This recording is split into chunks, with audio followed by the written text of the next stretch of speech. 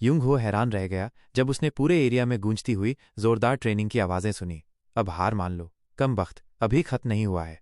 आवाज़ों के पीछे चलते हुए उसने देखा कि कैडेट्स दो ग्रुप्स में बटे हुए हैं। एक ग्रुप इंड्योरेंस बढ़ाने के लिए लैप्स लगा रहा था और दूसरा स्पारिंग में लगा था। उसकी आंखें डिसबिलीफ से चौड़ी हो गई। वीकेंड है, फिर भी ये बच्चे इतनी सुबह यहां पहुंच चुके हैं। उसने मन ही मन सोचा, अब इन्हें बुलाने की जरूरत तो नहीं है। वहीं पास में दो कैडेट्स ने युंग हो को आते हुए देख लिया और तुरंत स्पारिंग रोककर उन्हें सल्यूट किया। ओह इंस्ट्रक्टर, आप आ गए। युंग हो ने सर हिलाकर अप्रूवल दिया। हाँ, तुम लोग तो वीकेंड में भी मेहनत से ट्रेन कर रहे हो, इम्प्रेसिव। अगर कोई अभी तक नहीं आया है तो जाकर बुला लो, मुझे एक अनाउंसमेंट करनी है।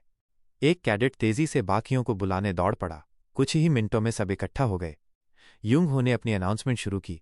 थोड़ा सडन है, लेकिन फर्स्ट क्वार्टर इवैल्यूएशन अब पहले रखी गई है। इसी वजह से इंस्ट्रक्टर्स ने फैसला किया है कि तुम सबको एक हफ्ते की छुट्टी दी जाए।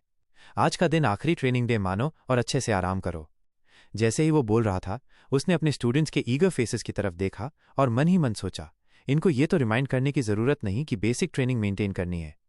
वो संतुष्ट था, फिर बोला, मुझे उम्मीद है तुम सब समझते हो ये कितना मुश्किल होगा, बस इतना ही। पूरी क्लास एक साथ बोली, अंडरस्टूड। लेकिन चोल के पर्सपेक्टिव से देखा जाए तो ये सडन छुट्टी थोड़ी सस्पिशियस लग रही थी। अचानक छुट्टी, अर्ली इवैल्यूएशन, सब कुछ ठीक तो है। वो सोच ही रहा था कि उसने पीछे से कुछ कैडेट्स की निगाहें खुद पर महसूस की। पीछे मुड़कर उसने पूछा, क्या हुआ, तुम सब अब तक यहां क्यों खड़े हो? तभी किम हान और इन्हा आगे बढ़े और बोले, हम बस पूछना चाहते थे यंग मास्टर, आप छुट्टी में क्या करने वाले हो? ये सुनते ही चोल का चेहरा एकदम ऑकवर्ड एक्सप्रेशन में बदल गया। भाई पर्सनल टाइम पे भी सवाल, मुझे क्यों पूछ रहे हो? अगर आराम चाहिए तो आराम करो, मैं किसी को जबरदस्ती ट्रेन नहीं कराऊंगा ब्रेक के दौरान।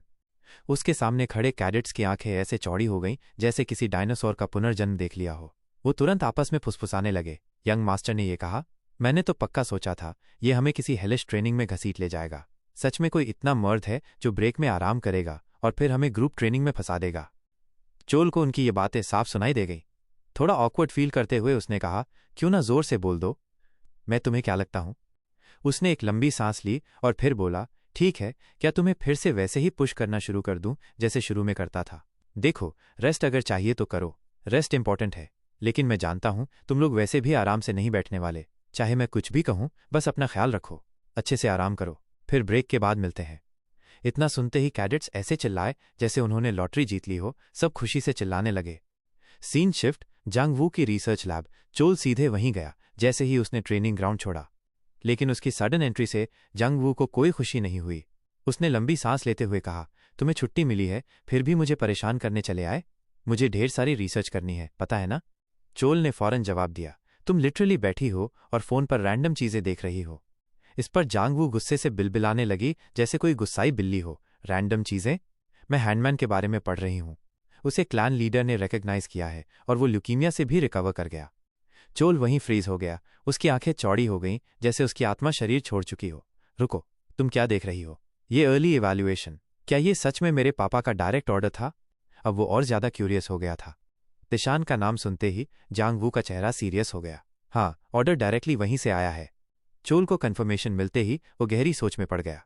मतलब ये इवैल्यूएशन मेरी एक्सपेक्टेशन से कहीं ज्यादा हार्श होने वाली है। मैं अभी मोनोवॉल पर अटका हुआ हूं। उससे आगे बढ़ने के लिए मुझे इन्फिनिट की अगली मेमोरी की जरूरत है। अगर मैं उसे एक्सेस नहीं कर पा रहा तो इसका मतलब है कि मैं अभी भी कुछ मिस कर रहा हूं। मैंने अलग अलग तरीके ट्राई किए अनलॉक करने के लिए, लेकिन कुछ काम नहीं आया। अब बस ढूंढते रहना पड़ेगा। सोचते सोचते उसने लापरवाही से पीछे लीन किया और पास रखी डॉक्यूमेंट्स की स्टैक गिरा दी। सारे पेपर्स जमीन पर बिखर गए। जांगवू की आंखें फैल गई। हे भगवान, क्या कर रहे हो? थोड़ा ध्यान नहीं रख सकते? मैंने बोला था न, ये जगह साफ करो। चोल ने उसकी शिकायतें इग्नोर करते हुए नीचे झुककर पेपर्स उठाने शुरू किए। तभी उसकी नज़र एक रिपोर्ट पर पड़ी। उसमें वो मॉन्स्टर इमेजेस थे जो उसने रेड एजर आइलैंड पर देखे थे। एक पर्टिकुलर पैसेज ने उसका ध्यान खींचा। प्राचीन और मॉडर्न मार्शल आर्ट्स में सबसे बड़ा फर्क उनके ऑब्जेक्टिव्स में होता है। उस दौर में ह्यूमन कॉम्बैट टेक्निक्स का मकसद मॉन्स्टर्स से लड़ना होता था, ऐसा अब साफ समझ आ रहा था। ये पढ़ते ही चोल के दिमाग में कुछ क्लिक हुआ, तो डीमन स्लेयर टेक्निक का मतलब भी यही रहा होगा। ओरिजिनल डीमन स्लेयर टेक्निक कुछ ज्यादा ही इंटेंस थी। जैसे जैसे ये बातें उसके दिमाग में घूम रही थीं, अचानक उसे एक रियलाइजेशन हुआ। चोल एकदम से अपनी सीट से खड़ा हो गया, जिससे पास बैठी जांग वू, जो आराम से स्नैक्स खा रही थी, डर गई। अब क्या हुआ तुझे?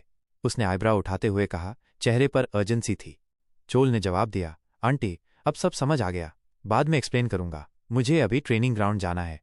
और बिना कुछ कहे वो कमरे से ऐसी स्पीड से बाहर निकला जैसे तूफान आया हो। उसके पीछे फिर से सारे डॉक्यूमेंट्स हवा में उड़ गए। हरामी कहीं का, जंग वो चिल्लाए। Scene shift, training grounds.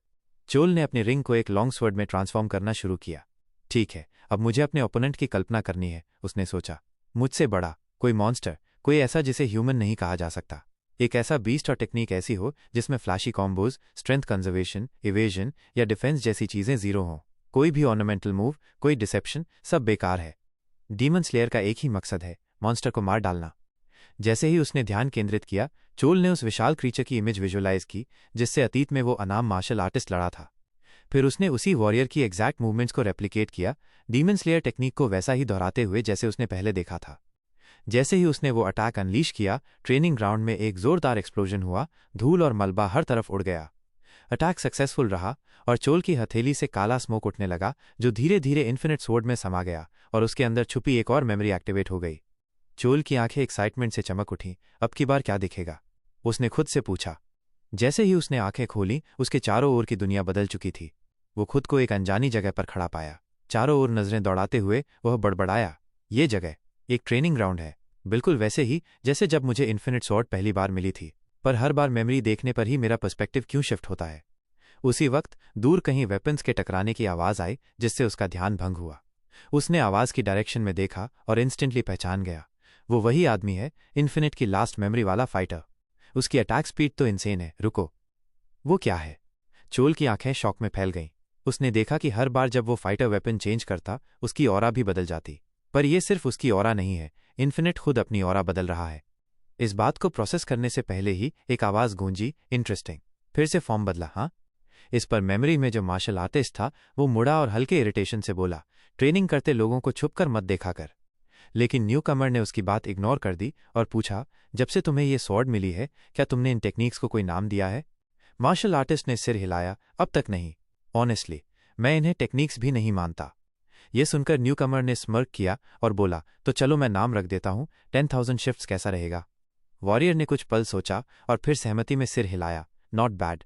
फिर अचानक, जैसे उसे कुछ महसूस हुआ हो, उसने सिर घुमाया और पूछा, रुको, तुम फिर किसी को यहां लाए हो क्या? स्ट्रेंजर थोड़ी देर के लिए चौंका। मैं? क्या बात कर रहा है? यहां और कोई नहीं है। ये कॉन्वर्जेशन चोल के शरीर में जैसे बिजली सी दौड़ा गई और अचानक ही स्ट्रेंजर ने अपनी तलवार से एक अटैक किया, लेकिन मार्शल आर्टिस्ट ने फुर्ती से उसे ब्लॉक कर लिया। अब लड़ाई शुरू कर दी तूने? मैं क्यों किसी को लाऊंगा यहां? वो चिल्लाया। जब दोनों वेपन्स क्लैश कर रहे थे, चोल ने छिपे हुए कोने से उस वॉरियर की शक्ल को गौर से देखा। वो आंखें, वो बालों का रंग, ये तो ली क्लैन की मेन ब्लड लाइन के क्लियर ट्रेट्स हैं। Time skip. Break-ins. हफ्ते भर की छुट्टी खत्म हो चुकी थी। आज चोल और उसकी टीम एक ट्रांसपोर्ट व्हीकल में बैठे हुए थे, क्वार्टरली असेसमेंट की लोकेशन की ओर बढ़ते हुए। वो खिड़की से बाहर देख रहा था, सोचते हुए ये सीनरी न पास्ट से अलग है न फ्यूचर से। वो दीवार जो सेफ जोन्स और डेंजर जोन्स को अलग करती है। उसे वो पुरानी हिस्ट्री याद आ गई। पैसिफिक ओशन के पास एक मैसिव रिफ्ट खुली थी, एक रहस्यमय घटना जिसे ब्लू होल कहा गया। एक अनएक्सप्लोर्ड स्पेस जहां इंसान कभी ऑफिशियली नहीं पहुंचा। उसके अंदर से अनगिनत अननोन मॉन्स्टर्स निकलकर दुनिया में घुस आए थे। सालों तक ह्यूमैनिटी ने इन क्रीचर्स के खिलाफ जंग लड़ी, अपनी जमीन वापस पाई। लेकिन आज भी बहुत सी जगहें अनचार्टेड रहीं और उन्हें ही कहा गया अनएक्सप्लोर्ड जोन्स। इन जगहों को ज्यादातर लोग जोन्स नहीं बल्कि डेंजर जोन्स कहते हैं। जब चोल कुछ सोच रहा था, तभी किम हान, जो अपकमिंग असेसमेंट के लिए काफी एक्साइटेड लग रहा था, हंसते हुए बोला, आजकल लोग ये बात बहुत कर रहे हैं कि कैसे ये दीवारें सेफ जोन्स को डेंजरस जोन से अलग करती हैं, है ना? जितना हम डेंजर जोन्स के करीब आते हैं, सराउंडिंग्स उतनी ही डेसोलेट और बंजर हो जाती हैं। ये सुनकर चोल ने सोचा कि क्यों न अपने पास्ट लाइफ का नॉलेज अपने दोस्त को बताया जाए। हम अभी भी वॉल्स के अंदर हैं, तो ये डिस्ट्रक्शन कुछ भी नहीं है। जो फ्रंटियर विलेजेस होते हैं, जो डेंजर जोन्स के एकदम पास हैं, वहां की हालत बेयरली सिविलाइज्ड होती है। चोल बोल ही रहा था कि उसके दिमाग में कुछ दर्दनाक मेमोरीज फ्लैश हुई। पिछले जन्म में वो ऐसे ही एक विलेज में छुपा हुआ था और वो टाइम बिल्कुल प्लेजेंट नहीं था। जल्द ही वो छोटी सी व्हीकल एक विशाल दीवार पार करके अनएक्सप्लोर्ड जोन में दाखिल हो गई। जैसा कि चोल ने डिस्क्राइब किया था, दीवार के उस पार का लैंडस्केप एकदम ब्लीक और अनसेटलिंग था। चारों ओर एक हल्का नीला कोहरा फैला हुआ था जो हवा में अजीब तरीके से तैर रहा था। इस साइट पर सबसे पहले इंस्ट्रक्टर युंग हो व्हीकल से उतरे और बोले, सभी अलर्ट रहो। इस पल से हम एक अनएक्सप्लोर्ड डंजन में घुस चुके हैं। सब लोग इकट्ठा हो जाओ। हम यहीं बेस बनाएंगे, सप्लाईज चेक करेंगे और फिर असेसमेंट शुरू करेंगे। एस्कॉर्ट गार्ड सिर्फ बेस को प्रोटेक्ट करेंगे। इसका मतलब अब से तुम सब अपने आप पर डिपेंड करोगे। पर चिंता मत करो, मैं तुम्हारा ट्रेनर बनकर जितना सपोर्ट दे सकता हूं दूंगा। अब तक जो भी सीखा है सब दिखाओ। यस सर, सभी ट्रेनीज ने एक साथ जोर से कहा। उनकी आवाज़ों में डिटर्मिनेशन था। इसके बाद चोल बाकी ग्रुप की तरफ मुड़ा और बोला, अब से मैं कमांड संभालूंगा। लेकिन इससे पहले एक बात साफ कर देता हूं, मेरी वजह से ये असेसमेंट नॉर्मल से ज़्यादा कठिन होने वाला है। ये तुम्हारा आखिरी मौका है, अगर कोई पीछे हटना चाहता है तो अभी बता दो। उसका टोन पूरी तरह सीरियस था। फिर उसकी नज़र सामने फैले उस जंगल की ओर गई जहां हर तरफ जाले फैले हुए थे। एक बेचैनी सी उसके अंदर उठी। कोई भी देख सकता है कि ये क्वार्टरली असेसमेंट नॉर्मल ट्रेनीज के लिए नहीं है। वो जंगल ह्यूमन फेस स्पाइडर्स का, हर तरफ जाले, जो भी इंट्रूड करेगा वो तुरंत डिटेक्ट कर लिया जाएगा। और फिर भी हमारा मिशन है उस जंगल के अंदर एक मैच्योर स्पाइडर की फुटेज कैप्चर करना। बिल्कुल साफ है, ये टेस्ट मेरे पापा ने खुद अरेंज किया है। उसके विचारों की लहर तब रुकी जब उसने देखा कि क्लास 5 का कोई भी कैडेट पीछे नहीं हटा। वो हल्के से मुस्कराया। ठीक है, चाहे जितनी भी परीक्षा हो, मैं पीछे नहीं हटूंगा। क्लास 5 का कोई भी यहां गिव अप करने नहीं आया। उसके बगल में खड़ा किम हान सिर हिलाते हुए बोला, सही कहा यंग मास्टर, हम सब आप पर भरोसा करते हैं। बाकी सभी कैडेट्स ने चोल की तरफ उसी विश्वास से देखा। ये देखकर चोल थोड़ा चौंका। मैंने इससे पहले कभी ऐसी कैमराडरी नहीं देखी। फिर उसके चेहरे पर हल्की सी हंसी आ गई। तुम लोग इतने चीजी डायलॉग्स कैसे बिना हिचके बोल लेते हो यार? बुजोंग का चेहरा तुरंत लाल हो गया। वो इसलिए क्योंकि ये माहौल आप ही बनाते हो यंग मास्टर।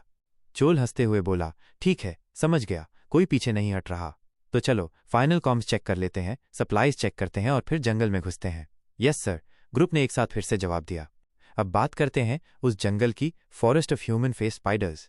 ये क्रीचर्स एंट्स और बीज की तरह ऑपरेट करते हैं, हाईली स्ट्रक्चर्ड और काफ़ी खतरनाक। इस वक्त हमारा प्रोटैगनिस्ट ग्रुप को लीड कर रहा था।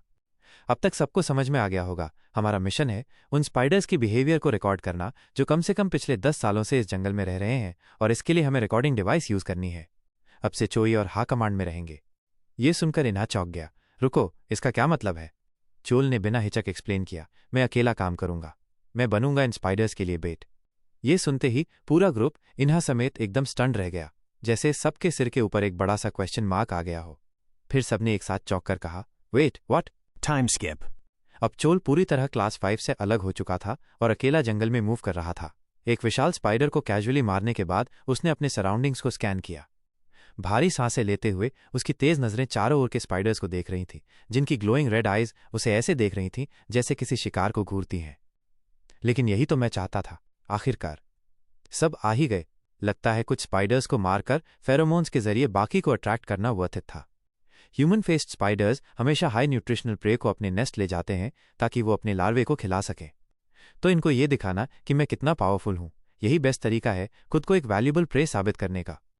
ये सोचते ही उसने अपनी वेपन को लॉन्ग स्वर्ड में बदला और डीमन क्लीव इस्तेमाल करते हुए सामने से आ रहे स्पाइडर को एक ही वार में काट डाला। ये देखकर बाकी स्पाइडर्स गुस्से में भर गए। उन्होंने जोरदार स्क्रीचेस की और हर डायरेक्शन से उस पर टूट पड़े। उसे शेयर नंबर से दबा देने की कोशिश की गई। ये देखकर चोल हल्का सा मुस्कुराया और फिर बिना कोई रेजिस्टेंस दिखाए उसने अपनी वेपन नीचे कर दी और खुद को पूरी तरह सरेंडर कर दिया। जब अगली बार उसने आंखें खोलीं तो खुद को रेशमी धागों के एक नरम बिस्तर पर पड़ा पाया। क्या मैं ह्यूमन फेस्ड स्पाइडर के कोकून के अंदर हूं? अगर हाँ, तो सब कुछ प्लान के हिसाब से ही जा रहा है।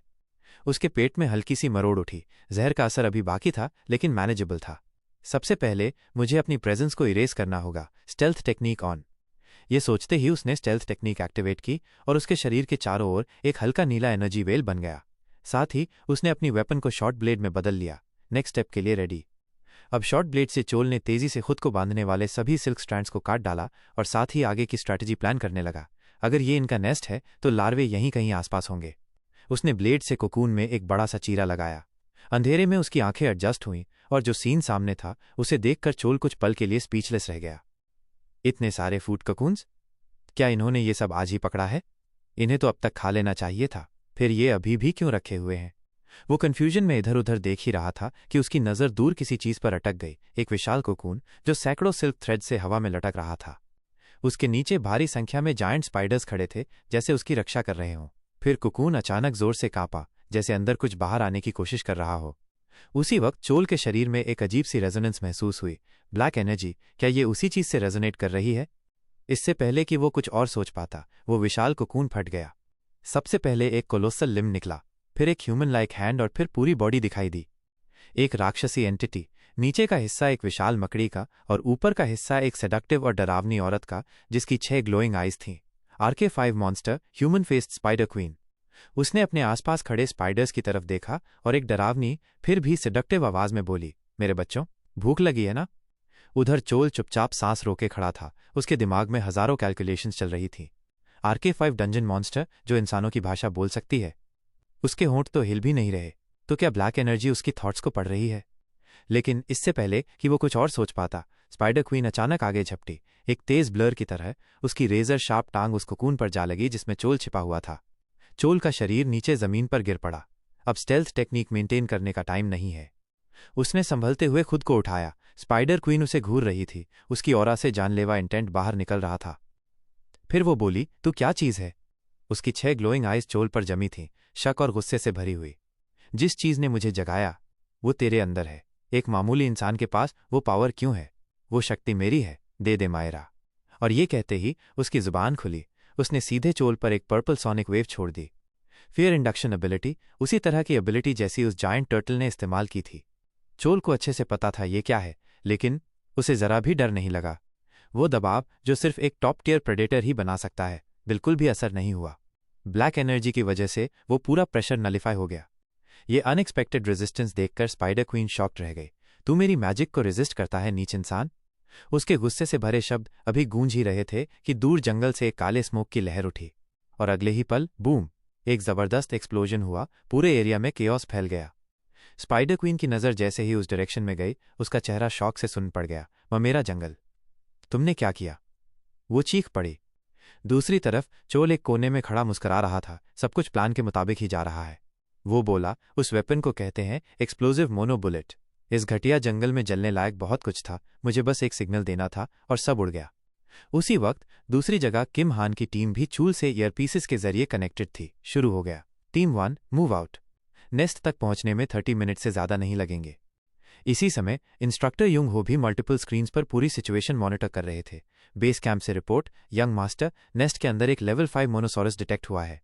पर इससे पहले कि वो अपनी बात पूरी करता, चोल ने उसे इंटरप्ट कर दिया। मैं ठीक हूं, पहले ट्रेनीज को सपोर्ट करो। स्पाइडर क्वीन अब पूरी तरह अपना आपा खो चुकी थी। उसने अपने नुकीले दांत ऐसे भींचे कि एक कर्कश आवाज निकल गई।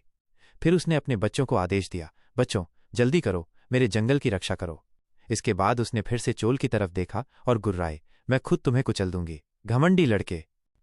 क्या तुम सच में सोचते हो कि तुम अकेले मुझे हरा सकते हो? क्या तुम्हें सच में लगता है कि तुम्हारे टीममेट्स मेरे नेस्ट तक पहुंच भी पाएंगे?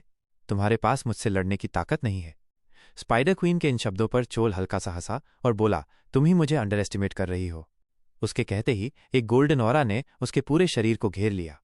इधर ट्रेनीज की टीम लगातार आगे बढ़ रही थी। तभी इन्हा ने आदेश दिया, सभी लोग ह्यूमन फेस्ड स्पाइडर्स को ल्योर करने के लिए एक्सप्लोजिव राउंड्स फायर करते रहो।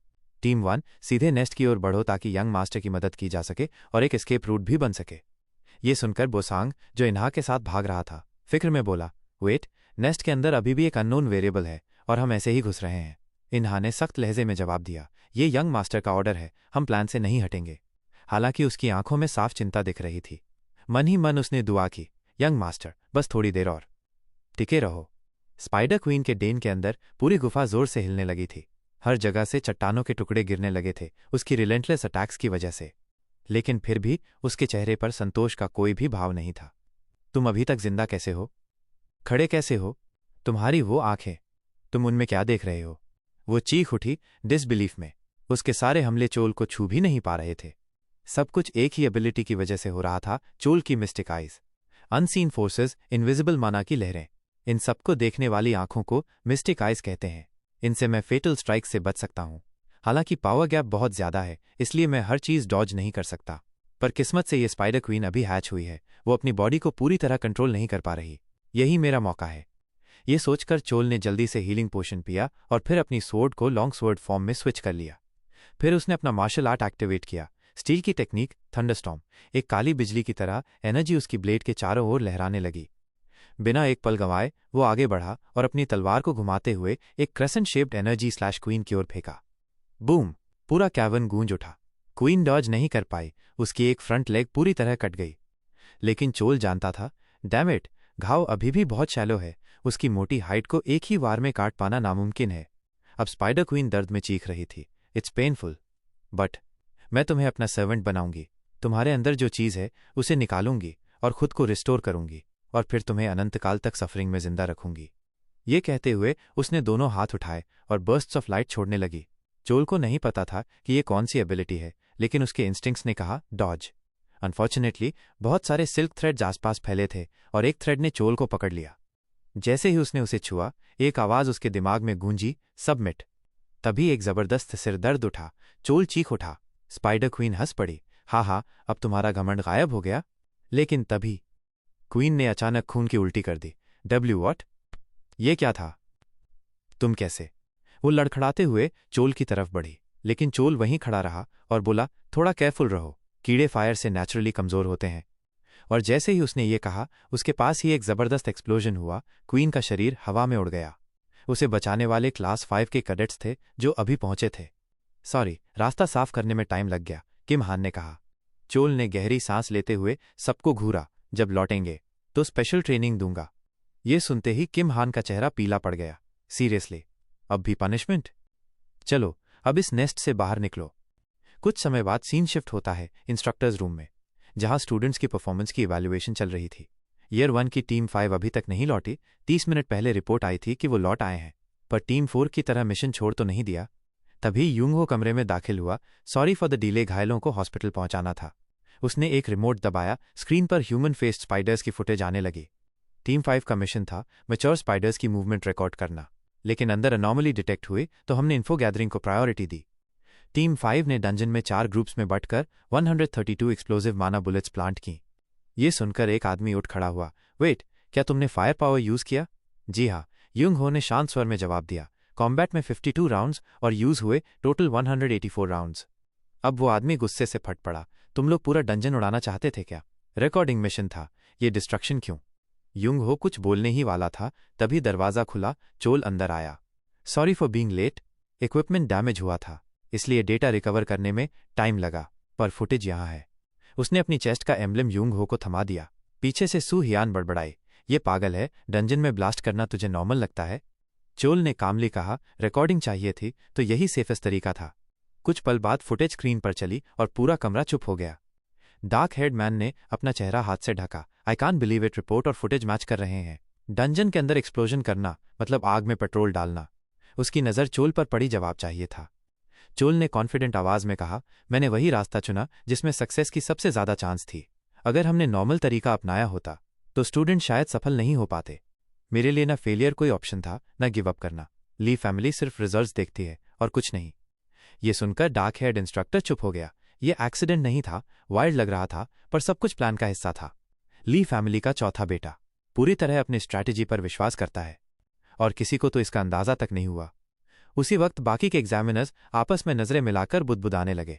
यंग मास्टर का तरीका बहुत ही अलग था, इसे स्टैंडर्ड एग्जाम्पल की तरह नहीं देखा जा सकता। ग्रेड करना मुश्किल है, लेकिन जब मिशन बिना किसी कैजुअल्टी के पूरा हुआ है तो इसे परफेक्ट स्कोर ही मानना पड़ेगा। टीम 5 इकलौती टीम थी जिसने मैक्सिमम स्कोर हासिल किया। कहानी आगे बढ़ती है और सीन अब ली फैमिली के हेड के ऑफिस में शिफ्ट हो जाता है। इस वक्त बटलर चॉय लेटेस्ट असेसमेंट के रिजल्ट्स की रिपोर्ट दे रहा होता है। 32 मरे हुए, 78 गंभीर रूप से घायल और बहुत से माइनर इंजरीज। कॉन्ट्रैक्ट में स्टेटस ट्रांसफर क्लॉज शामिल है, तो लीगली कोई इश्यू नहीं है। ये सुनकर तान ने बिना कोई एक्सप्रेशन बदले सिर हिलाया, जैसे उन्हें पहले से सब पता हो। फिर उन्होंने पूछा, इन कैजुअल्टीज के लिए सपोर्ट मेजर्स क्या लिए गए हैं? चॉय ने जवाब दिया, सीरियस केसेस का पूरा इलाज हम कवर करेंगे, जिनके इंजरीज परमानेंट डैमेज दे चुके हैं। बस करो, रिपोर्ट जारी रखो, तुमने अच्छा काम किया। तान ने इंटरप्ट किया और रिपोर्ट को पलटना शुरू किया। उसी वक्त चॉय ने कंट्रोल पैनल पे एक बटन दबाया और सामने एक वीडियो फीड चालू कर दी, ब्रीफिंग जारी रखते हुए। ये कंपाइल्ड फुटेज और डेटा है डंजन्स का जो इस इवैल्यूएशन में रिपोर्ट हुए थे। तान ने फुटेज को ध्यान से देखा और काम टोन में कहा, इसका असर तो पड़ा है। जी, वो फॉरेस्ट पहले से ही हैजर्डस एरिया में क्लासिफाइड था, चॉय ने कंफर्म किया। स्क्रीन पर वो पल दिखा जहां स्पाइडर क्वीन ने अपने बच्चों को प्रोटैगनिस्ट पर अटैक करने का ऑर्डर दिया, लेकिन वीडियो की क्वालिटी बहुत खराब थी, छोटा, हिला हुआ और पोअरली कैप्चर्ड। तान ने नाखुशी से बुदबुदाया, काफी घटिया फुटेज है। चॉय ने कंधे उचकाकर कहा, रिपोर्ट के मुताबिक यही बेस्ट रिकवरी थी, लेकिन इसमें काफी एडिटिंग की गई है। तान ने चुपचाप एक घूंट चाय लिया और मुस्कुराया, दिलचस्प बच्चा है, क्या कहते हो? चॉय ने अपना ओपिनियन ईमानदारी से दिया, इतने कठिन ट्रायल्स को सिर्फ डिटर्मिनेशन से पार करना काबिले तारीफ है। लेकिन मुझे चिंता है कि शायद यंग मास्टर बेसिक स्ट्रैटेजी और टैक्टिक्स को थोड़ा अंडर एस्टिमेट कर रहे हैं। उनके ये शब्द सरप्राइजिंगली तान को भी पसंद आए। तुम्हें भी ऐसा लगता है? तान बोले। उनका अप्रोच अनऑर्थोडॉक्स है, हाँ, लेकिन वो रूल्स को तोड़ते वक्त समझते भी हैं कि उन्हें कैसे फॉलो किया जाता है। इसी वजह से वो एक्सेप्शनल है। सिर्फ स्टूडेंट्स ही नहीं, इंस्ट्रक्टर्स ने भी बिना किसी ऑब्जेक्शन के उनके ऑर्डर्स फॉलो किए। ये उनके लीडरशिप को साबित करता है। ना ही ऑपरेशन की कोई जानकारी लीक हुई और ना ही एग्जीक्यूशन में कोई कमी रही। सिर्फ इसी असेसमेंट के लिए नहीं, मैं चाहता हूं कि अब से असेसमेंट्स की फ्रीक्वेंसी और डिफिकल्टी दोनों बढ़ा दो। समझ गया, मैं देख लूंगा, चॉय ने झुककर जवाब दिया। तान अब अपने सबसे छोटे बेटे के लिए उत्साह से भर चुका था। उसने खुद से बुदबुदाया, लगता है अब बाकी लोग भी उस पर ध्यान देने लगेंगे। टाइम फास्ट फॉरवर्ड होता है, कुछ महीने बीत जाते हैं। अब सीन क्लास 5 के स्पेशलाइज्ड ट्रेनिंग ग्राउंड्स में शिफ्ट होता है, जहां किम हान लगभग रोते हुए हाथ उठाकर बोलता है, यंग मास्टर, आपको पता है ना कि हमने कल ही फाइनल इवैल्यूएशन कंप्लीट की है? चोल थोड़े कंफ्यूज्ड होकर पूछता है। हाँ, इसलिए तो मैंने सबको कल छुट्टी दी थी नहीं? किम हान ने हार मान ली। मेरा मतलब था, छोड़ो, रहने दो। इससे पहले कि कॉन्वर्जेशन आगे बढ़ती, इंस्ट्रक्टर यंग हो ने सारे स्टूडेंट्स को इकट्ठा किया और अनाउंसमेंट किया। मुझे पता है ये साल का फाइनल इवैल्यूएशन था और तुम सब आराम करना चाहते हो, लेकिन प्रमोशन एग्जाम्स अभी बाकी हैं। मैं नहीं चाहता कि मेरी क्लास का कोई भी स्टूडेंट रिपीट करे, समझे? सभी ने एक साथ चिल्लाकर कहा, यस सर। इस बीच चोल ने टीजिंग एक्सप्रेशन के साथ किम हा की तरफ देखा। किम हा, पिछली बार तुमने माना खत्म कर दिया था, है ना? किम हा फ्रोज हो गया। टीटी, वो कोई एक्सक्यूज नहीं। चोल बोला, आज तुम सारे इनकैंटेशंस मेमोराइज करोगे, लेकिन पहले चलो फिजिकल ट्रेनिंग से शुरू करते हैं। स्टूडेंट्स ने एक बार फिर ट्रेनिंग में खुद को झोंक दिया। उनके इस स्पिरिट को देखकर चोल के मन में एक संतोष की भावना आई। अब ये सिर्फ फिजिकली नहीं, मेंटली भी स्ट्रांग हो गए हैं। अब ये अपनी कमजोरियों से डरते नहीं, उन्हें पार करना सीख गए हैं। एकेडमी लाइफ को शुरू किए 1 साल होने को आया है, और सब कुछ झेलने के बाद भी शुरू में जो एक्सपेल्ड हुए थे, उन्हें छोड़कर कोई भी ना तो फोर्सिबली डिसमिस हुआ और ना ही मरा। इतने में इंस्ट्रक्टर यंग हो चोल के पास आया और बोला, तो यहां हो तुम, यंग मास्टर? चोल ने उसकी ओर देखते हुए पूछा, कोई बात है क्या? युंग हो ने संक्षेप में सिर हिलाया। इंस्ट्रक्टर्स की तरफ से प्रमोशन एग्जाम को लेकर अनाउंसमेंट है। गॉट इट, मैं जा रहा हूं। बिना किसी देरी के चोल असेंबली हॉल की तरफ तेजी से बढ़ा। वहां पहुंचते ही सुहियान ने उसकी तरफ हाथ हिलाया। इधर बैठो, मेरे पास। उसने बगल वाली सीट पर थपथपाते हुए कहा, मुझे तुमसे कुछ जरूरी बात करनी है। चोल बैठा ही था कि सुहियान थोड़ा झुककर धीरे से बोली, इस बार के इवैल्यूएशन में तुमने काफी अच्छा किया है, लेकिन मैंने सुना है क्लास 1 ने भी बहुत अच्छा परफॉर्म किया है।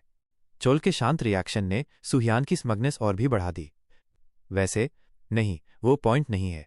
उसने अपने सिर को जोर जोर से हिलाया, जैसे कोई एक्स्ट्रा सोच दिमाग से निकालना चाहती हो। फिर उसने और भी धीमी आवाज में कहा, हे, इस बार तुम्हारे लिए थोड़ी प्रॉब्लम हो सकती है। 6th सिस्टर और 7th ब्रदर को रिसेंटली माँ ने बुलाया था, और उसके बाद से रूमर्स चल रहे हैं कि वो कई स्टूडेंट से इंडिविजुअली मिल रहे हैं। चोल आसानी से समझ गया कि लेडी बेक वियन क्या प्लान कर रही हैं, लेकिन उसके चेहरे पर जरा भी चिंता नहीं दिखी। उसने हल्की सी हंसी छोड़ी। ओह, मतलब प्रमोशन एग्जाम के दौरान कुछ प्लान हो रहा है। सुहियान उसके एक्सप्रेशन से और फ्रस्ट्रेटेड हो गई।